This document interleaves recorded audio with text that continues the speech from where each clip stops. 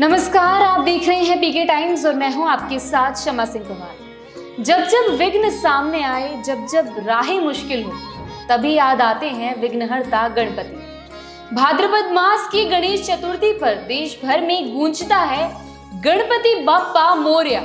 राजस्थान की धरती पर जब गणेश चतुर्थी आती है तो घंटियों की गूंज, भजन कीर्तन और भक्तों का सैलाब पूरे माहौल को दिव्य बना देता है।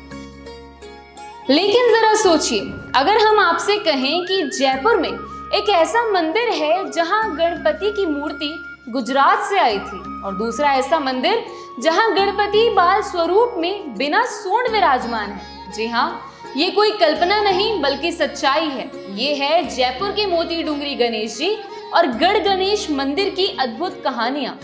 आज हम आपको बताएंगे इन मंदिरों की रहस्यमयी गलियों और चमत्कारी मान्यताओं के बारे में, जहां आस्था और इतिहास, राजनीति और परंपरा सब मिलकर एक अद्वितीय गाथा रचते हैं। जयपुर के दिल में बसी पहाड़ी पर स्थित मोती डूंगरी गणेश मंदिर राजस्थान का सबसे लोकप्रिय गणेश धाम है। 1761 में महाराजा माधो सिंह प्रथम ने इसका निर्माण कराया था, लेकिन यहाँ की मूर्ति की कहानी सबसे रोचक है। कहा जाता है कि महाराजा माधो सिंह प्रथम गुजरात से यात्रा करके लौट रहे थे। उनके साथ मोती डूंगरी में स्थित गणेश जी की विशाल प्रतिमा थी, जिसे बैलगाड़ी पर लाया जा रहा था। राजा ने यह निश्चय किया था कि जहां ये गाड़ी सबसे पहले रुकेगी, वहीं गणेश जी का मंदिर बनेगा। यात्रा के दौरान जब बैलगाड़ी मोती डूंगरी की तलहटी पर रुकी, उसी दौरान राजा द्वारा उस स्थान को गणेश जी की मूर्ति की स्थापना के लिए चुना गया और आज वही प्रतिमा मंगलकारी गणेश के नाम से प्रसिद्ध है। इस मंदिर में रोजाना हजारों भक्त दर्शन के लिए आते हैं, लेकिन बुधवार और गणेश चतुर्थी पर यहाँ पैर रखने की जगह नहीं मिलती। खास बात यह है कि कोई भी नया काम, चाहे शादी हो, व्यापार शुरू करना हो, नई गाड़ी ली हो या फिर कोई चुनाव लड़ना हो, लोग सबसे पहले यहाँ गणपति का आशीर्वाद लेने पहुंचते हैं। मंदिर की भव्यता भी अद्भुत है। इंडो स्कॉटिश शैली की नक्काशी इसे जयपुर का ताज बनाती है। अब बात करते हैं गढ़ गणेश मंदिर की।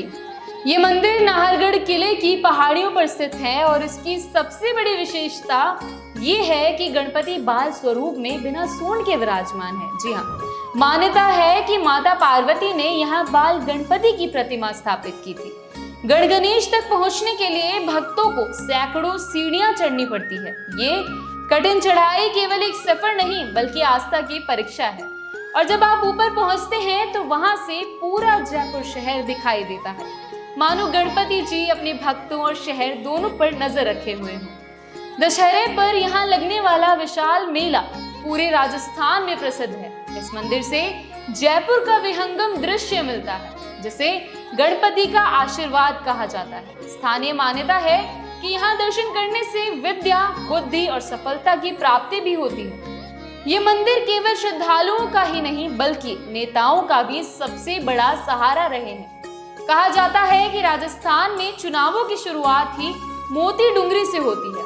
मुख्यमंत्री से लेकर विधायक तक सभी बड़े नेता यहाँ आकर गणपति जी के चरणों में शीश झुकाते हैं। गढ़ गणेश मंदिर भी राजनीतिक रूप से अहम माना जाता है। वहां चढ़ाई कर जाना नेताओं के लिए जनता को संदेश देने जैसा होता है कि जैसे वे सीढ़ियों की कठिनाइयां पार करते हैं, वैसे ही जनता की समस्याओं का समाधान भी करेंगे।